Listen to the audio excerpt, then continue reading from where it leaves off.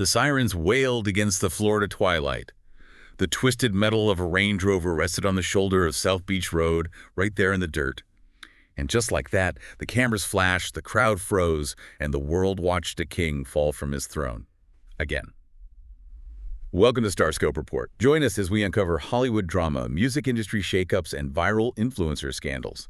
From red carpet surprises to social media controversies, we dive deep into the stories behind the fame. And for this deep dive, we are pulling the lens back from the immediate spectacle. Right. We're looking past the tabloid headlines and the mugshots to understand a much more complicated and, frankly, a devastating reality. Our focus today, Tiger Woods, is out of rehab, so what comes next after the DUI arrest? And we have some really incredible sources for this one, don't we? Yeah, we do. We are pulling from reporting by CBS News, clinical analysis from Lajala Recovery, medical perspectives from Becker Spine Review, deep dive pieces in the Scholarship Journal, and the latest updates from Daily Club Golf. The goal here is to explore the catastrophic intersection of extreme fame, the American medical system, and just chronic, unrelenting pain. Because, I mean, we think we know what happened on that Florida highway in March, right? Right. A celebrity, a car crash, a police report. Yeah, exactly. It feels like a story we've heard 1,000 times. But wait till you hear how the multi-billion-dollar sports machine actually encouraged this downward spiral. It's way darker than people realize. It really is. And, you know, if you're loving these Hollywood twists, make sure you're subscribed because we've got even crazier stories ahead. So let's get right into the crash itself, because the details immediately challenge the assumptions you might have. March 27, 2026, Jupiter Island, Florida. Okay. Tiger Woods is behind the wheel of his Range Rover, traveling at a really high speed on a 2-lane road. Right. And he attempts to pass a pressure cleaner truck, clips the rear of the truck's trailer, loses control, and the vehicle rolls over. Yeah, and the responding deputies documented a very concerning scene. When they arrived, they described him as lethargic. He was sweating profusely, limping noticeably. I read his eyes were a mess, too. Oh, completely. His eyes were glassy and bloodshot, and his pupils were extremely dilated. And he told the officers on the scene that he was just distracted. Like looking at his phone. Right. Yeah. He claimed he was looking at his phone and trying to change the radio station when he clipped the truck. But here's the shocking fact. Okay, lay it on me. On March 27, 2026, his blood alcohol level was 0.00. Wait, really? Absolutely zero alcohol? Zero alcohol in his system. However, officers found 2 hydrocodone pills in his left pocket. Oh, wow. Okay. And for anyone unfamiliar, hydrocodone is a highly addictive prescription opioid, right? Typically reserved for severe chronic pain management. Exactly. And the legal and professional fallout from this happened almost overnight. He refused a urinalysis test and a scene. Which is never a good look. No, it's not. He later pleaded not guilty to DUI with property damage, and we immediately saw him step down from a massive leadership role in the golf world. He officially removed himself from consideration as the 2027 Ryder Cup captain. That's huge. But the wildest part was his lawyer, Douglas Duncan, right? Yeah, Douglas Duncan filed a motion, which the judge actually granted, allowing his client to leave the U.S. entirely. Just pack up and leave. Yeah, for an intensive, medically integrated program in Switzerland. The stated legal reasoning was that his privacy in the U.S. had been so repeatedly compromised, it was actually hindering his medical care. Which brings us back to the pills in his pocket and what they actually represent. Because, you know, we throw the word relapse around in pop culture like it's a moral failing or like a sudden lapse in willpower. Right, which is just scientifically inaccurate. Exactly. If you look at the clinical analysis from the Lajala Recovery source, we really need to understand the neuroscience here. Like, how does a single pill turn into a catastrophic highway rollover? Well, to understand that, you have to look at how chronic opioid use fundamentally rewires the brain's reward circuitry. Okay, break that down for me. There is a specific network in your brain called the mesolimbic dopamine pathway. Dopamine is often simplified as the pleasure chemical, but it's really a learning and motivation signal. It tells your brain, whatever you just did is essential for survival, do it again. So when you introduce highly potent opioids, they flood this pathway with a surge of dopamine that is completely unnatural. So the brain gets overwhelmed by the flood and tries to protect itself, right? It turns down its own sensitivity. Yes, exactly.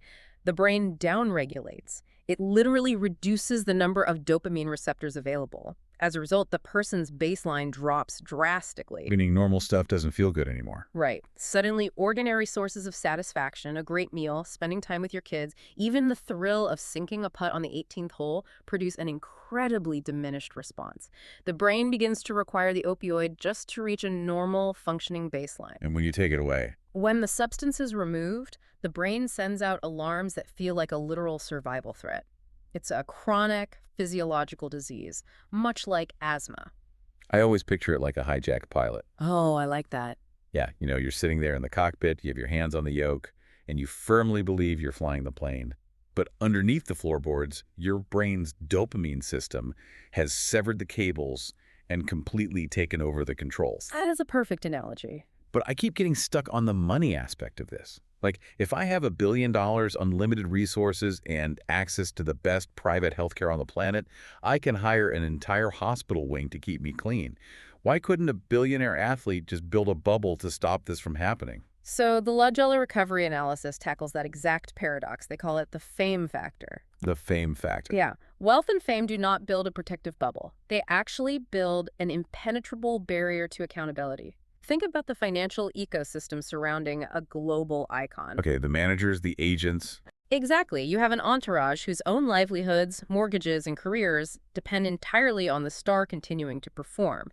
That creates a massive, unspoken disincentive to confront destructive behavior. Nobody wants to kill the golden goose. So the people closest to him are financially incentivized to look the other way. And compound that with how wealth interacts with the medical system. Extreme wealth completely removes the friction of getting prescriptions.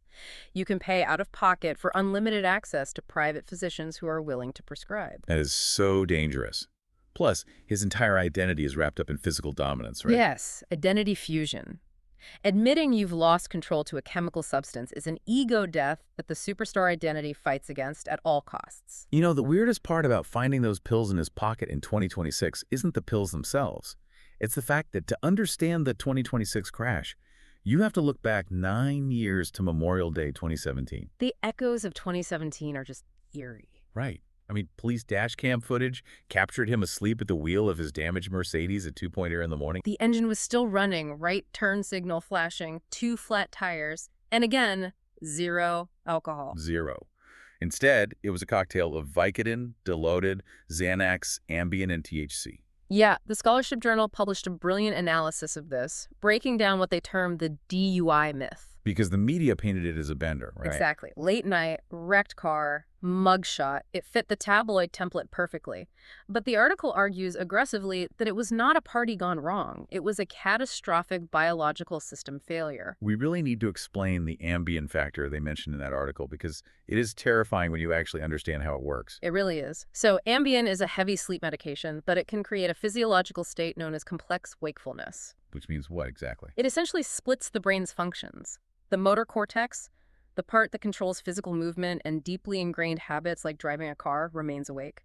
But the hippocampus, the brain's DVR that records memories, goes completely offline. So you have a person physically operating a multi-ton vehicle on a highway, successfully turning the wheel and pressing the pedals, while the part of their brain that makes them a conscious human being is fast asleep. Yes, they will have absolutely 0 memory of the event. And then you layer that complex wakefulness on top of Dilaudid, which is an opioid painkiller 5 to 8 times stronger than morphine. Oh my God. Right. When you combine a heavy central nervous system depressant with an amnesic sleep aid, the severe impairment the police noted in 2017 wasn't just unsurprising, it was biologically inevitable. The scholarship article points the finger directly at what they call the comeback industrial complex, right? Yes.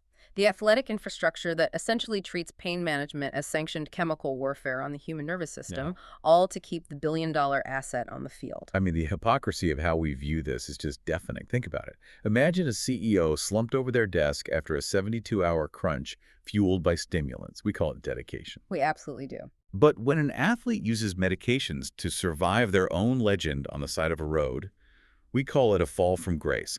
We say, oh, they should have known better. When your biology is betraying you, knowing better doesn't even factor into it. Exactly. And that's not even the wildest part. Later in the deep dive, we'll talk about this shocking twist nobody saw coming regarding his future on the green. People are going to be surprised by that. So stay tuned and hit that subscribe button so you don't miss what's coming next. So, Jamie, you brought up the physical weight of his legend, and that leads directly into the reporting from Becker's spine review. Right, we have to look at why he needed those pills in the first place. Exactly. His body is quite literally held together by surgical thread, metal pins, and sheer willpower. Over the years, he has endured 7 back surgeries, 2 knee reconstructions, and a shattered leg. 7 back surgeries. I mean, just the structural trauma of opening the spine that many times is hard to fathom. The timeline is a masterclass in orthopedic trauma. Microdiscectomies in 2014 and 2015. Where they snip away the bulging disc, right? Right.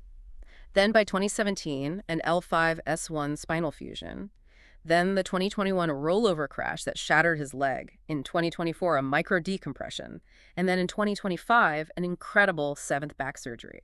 A total disc replacement at the L4, L5 level. Okay, let's stop and look at that 2025 surgery. A disc replacement at L4, L5.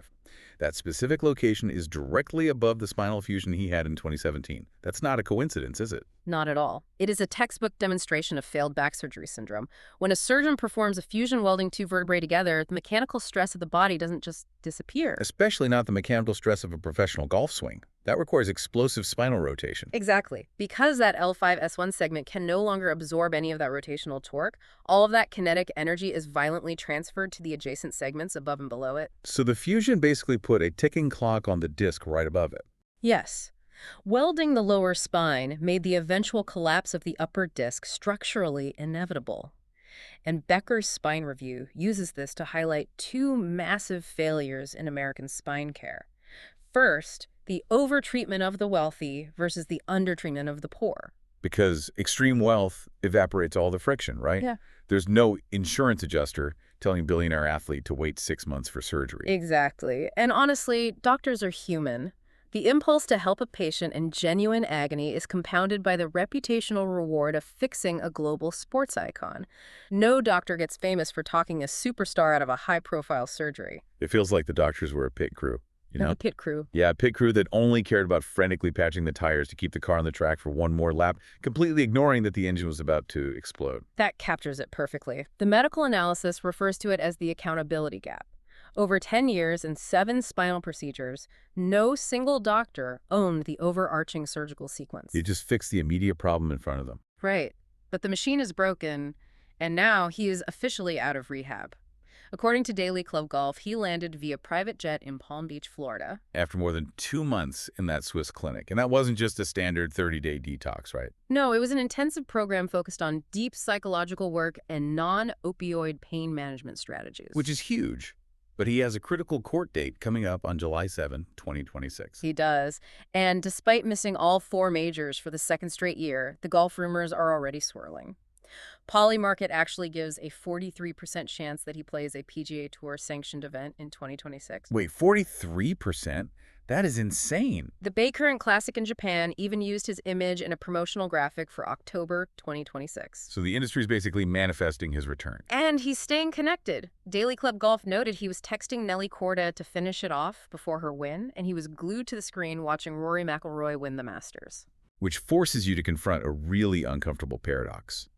We all want to see the ultimate comeback, right? We want the cinematic ending. But is getting back on the golf course actually the worst possible thing for his basic survival? That gets to the core of how society views recovery. The Scholarship Journal wrote that this isn't just about an individual who took too many pills. It's a terrifying indictment of a sports culture that literally grinds human bones into dust for entertainment and then hands the athlete a pill bottle to numb the sound. Wow, grinding bones into dust. When you lay all the pieces on the table, this ceases to be a tabloid story you just scroll past on your phone. It really does. It becomes a mirror held up to a culture that ruthlessly prioritizes performance over personhood. And that leaves us with a massive question. If we now understand that relapse is a clinical event in a chronic disease, much like an asthma attack, will major leagues ever create a mandatory systemic stand-down protocol for athletes managing chronic pain? Or will we just keep watching, waiting for the next superhuman superstar to crash on the side of the road? It's something we all need to think about. Absolutely. You've been listening to Starscope Report, where Jordan and Jamie uncover the stories shaping Hollywood, music, and pop culture. Thanks for tuning in, and don't forget to subscribe for more stories that keep the stars shining.